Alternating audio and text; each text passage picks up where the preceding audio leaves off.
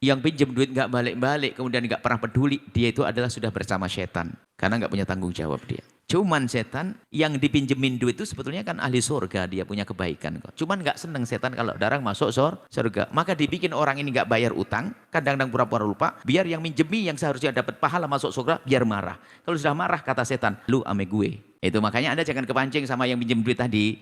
Cuman kedepannya antisipasi, makanya dengar syariat Nabi. Kalau ada orang pinjam uang dan Anda ragu, jangan Anda tidak meminjami. Tapi Anda tetap minjami, tapi ada Nabi Muhammad mengatakan ada jaminannya apa. Kan gitu ada jaminan.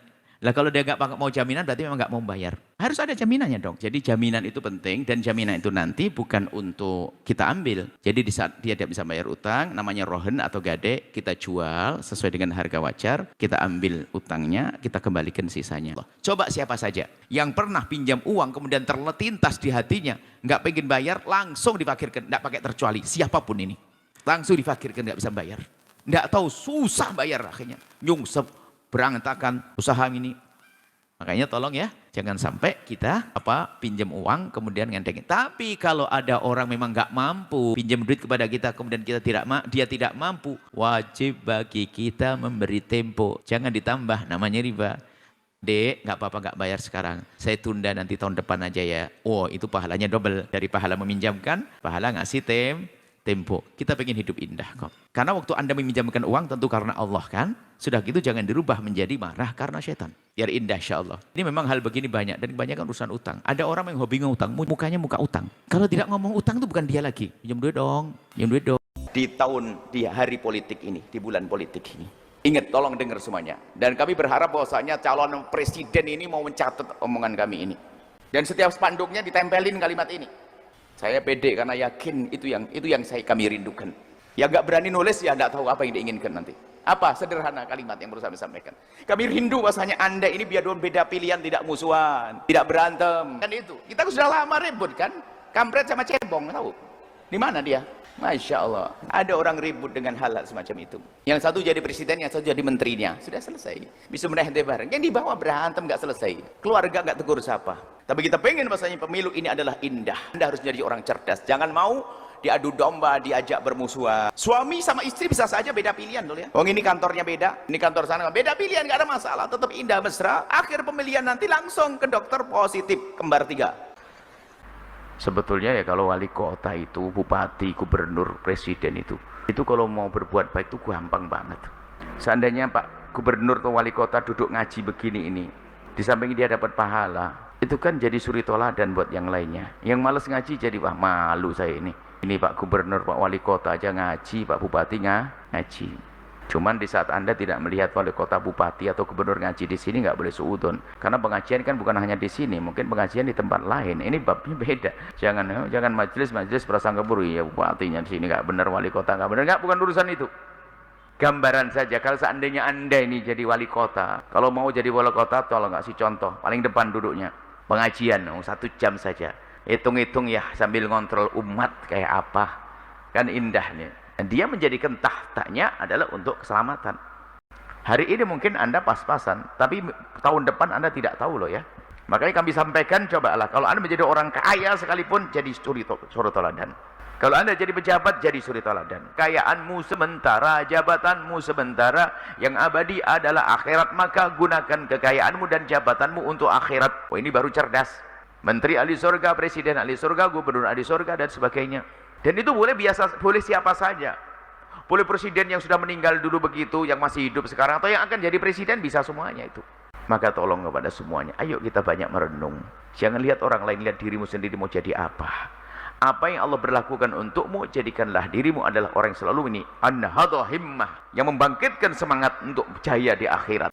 Memilih pemimpin, tolong ikuti rambu-rambu berikut ini.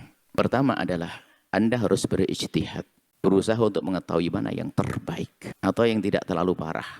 Nah, kemudian setelah Anda mengetahui itu yang terbaik, boleh Anda pilih. Dan di saat Anda memilih, betul-betul Anda terbebas dari yang kedua, terbebas dari kepentingan pribadi. Jangan gara-gara Anda seorang ustadz atau ustadzah ditawarin mau dibangunin pondok lalu milih dia. Ini ustadz khianat. Jadi pilih dia karena sesuai dengan dasar ijtihad Anda. Ijtihad itu upaya Anda untuk mengetahui yang terbaik. Setelah Anda mengetahui dia menurut Anda yang terbaik sesuai informasi yang masuk, Anda yakini itu ya. Kemudian ya tentunya di dalam mengetahui baik itu maksudnya gimana standarnya ya. Standar baik itu adalah ya kalau bicara tentang keadilan dan sebagainya semua belum memimpin. Kita tidak pernah tahu bagaimana kenyataannya di alam nyata memimpin rakyat. Paling tidak begini. Tidak terbukti dia meninggalkan sholat, tidak melakukan dosa besar, bukan minum khamr bersama dan sebagainya. Insya Allah kalau kita perhatikan tiga-tiganya bukan orang yang pelaku dosa gede lah kayaknya begitu. Memilih pemimpin, tolong ikuti rambu-rambu berikut ini. Pertama adalah Anda harus berijtihad, berusaha untuk mengetahui mana yang terbaik atau yang tidak terlalu parah. Nah, kemudian setelah Anda mengetahui itu yang terbaik, boleh Anda pilih. Dan di saat Anda memilih, betul-betul Anda terbebas dari kepentingan pribadi. Jangan gara-gara Anda seorang ustadz atau ustadzah ditawarin mau dibangunin pondok, lalu milih dia. Ini ustadz khianat. Jadi pilih dia karena sesuai dengan dasar ijtihad Anda. Setelah Anda mengetahui dia menurut Anda yang terbaik sesuai informasi yang masuk, Anda yakini itu ya. Kemudian ya tentunya di dalam mengetahui baik itu maksudnya gimana standarnya ya. Standar baik itu adalah ya kalau bicara tentang keadilan dan sebagainya semua belum memimpin. Kita tidak pernah tahu bagaimana kenyataannya di alam nyata memimpin rakyat. Paling tidak begini. Tidak terbukti dia meninggalkan sholat, tidak melakukan dosa besar, bukan minum khamr bersama dan sebagainya. Insya Allah kalau kita perhatikan tiga-tiganya bukan orang yang pelaku dosa gede lah kayaknya begitu. Pilihanmu insya Allah mungkin orang terbaik, tapi juga bukan malaikat. Pilihan temanmu mungkin banyak kesalahan, tapi juga ada nilai kebaikan. Maka dari itu, dengar rambu-rambu berikut ini. Apa itu? Sederhana. Sanjung calon pilihanmu sesuka hatimu, tapi jangan mencaci calon pilihan orang lain. Biarpun katanya calonnya hebat, tapi kalau sudah pengikutnya mencaci maki, dia yang merusak. Hari ini kita melihat, ada ini calon ini bagus hebat, tapi pengikutnya suka nyaci maki calon orang lain. Dia nggak tulus, pasti nggak tulus. Karena kenapa harus caci maki? Karena kalau mencaci maki ini masalahnya besar. Saya mengambil dari pemahaman yang diajarkan baginda Nabi. Ayo, yang dengar Rasulullah. Dan Nabi itu melarang, hei anak muda jangan kau caci ibumu. Seorang anak muda kan bingung, masa ada seorang anak nyaci ibunya? Kamu mencaci ibunya orang, maka orang itu akan marah lalu membalas mencaci ibumu. Begitu. Mungkin calonmu sangat baik, soleh, benar, cuman akhlakmu yang rusak calonmu. Gara-gara kamu mencaci calon orang lain, sehingga karena dia marah, Anda mencaci satu, dia membalas 1000 cacian. Berarti dia menjadikan sebab dia mencaci calon Anda adalah Anda. Fahamlah, hai manusia. Pilihanmu insya Allah mungkin orang terbaik, tapi juga bukan malaikat. Pilihan temanmu mungkin banyak kesalahan, tapi juga ada nilai kebaikan. Maka dari itu, dengar rambu-rambu berikut ini. Apa itu? Sederhana. Sanjung calon pilihanmu sesuka hatimu, tapi jangan mencaci calon pilihan orang lain. Biarpun katanya calonnya hebat, tapi kalau sudah pengikutnya mencaci maki, dia yang merusak. Ada ini calon ini bagus hebat, tapi pengikutnya suka nyaci maki calon orang lain. Dia nggak tulus, pasti nggak tulus. Karena kenapa harus caci maki? Karena kalau mencaci maki ini masalahnya besar. Saya mengambil dari pemahaman yang diajarkan baginda Nabi. Ayo, yang dengar Rasulullah. Dan Nabi itu melarang, hei anak muda jangan kau caci ibumu. Seorang anak muda kan bingung, masa ada seorang anak nyaci ibunya? Kamu mencaci ibunya orang, maka orang itu akan marah lalu membalas mencaci ibumu. Begitu.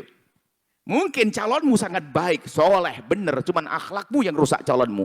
Gara-gara kamu mencaci calon orang lain, sehingga karena dia marah, Anda mencaci satu, dia membalas 1000 cacian. Berarti dia menjadikan sebab dia mencaci calon Anda adalah Anda. Fahamlah, hai manusia. Jika Anda seorang ustadz yang memang Anda punya keyakinan tentang calon yang Anda pilih, dan sudah membebaskan diri Anda dari kepentingan pribadi, maka Anda boleh kok mengajak orang lain. Tapi catatannya tadi, jangan caci maki.